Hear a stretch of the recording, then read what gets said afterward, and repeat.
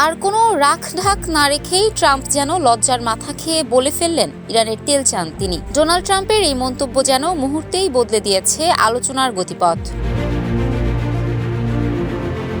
Financial টাইমসকে দেয়া সাক্ষাৎকারে তিনি সরাসরি বলেন, ইরানের তেল শিল্প নিয়ন্ত্রণে নেয়াই তার প্রধান লক্ষ্য।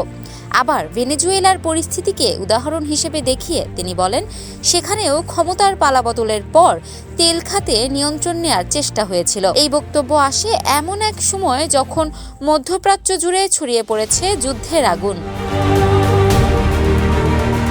বিশ্ববাজারে তেলের দাম বাড়ছে লাফিয়ে। একপাশে ব্রেন্ট ক্রুডের দাম ছুঁয়েছে $116, যা সংকটের গভীরতার ইঙ্গিত দিচ্ছে।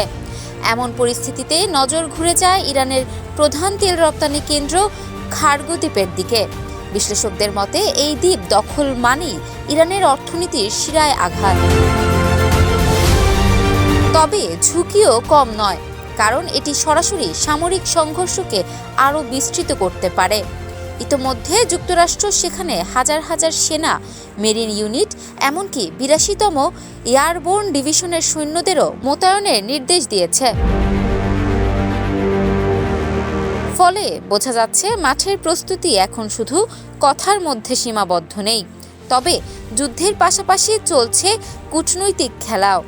ট্রাম্প জানিয়েছেন, পাকিস্তানের মধ্যস্থতায় তারা আলোচনার দিকে এগোচ্ছে ইরানের সঙ্গে।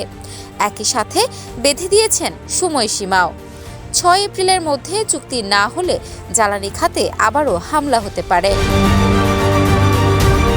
ইফফাত আরা আইরিন, ক্যাম্পাস টাইমস।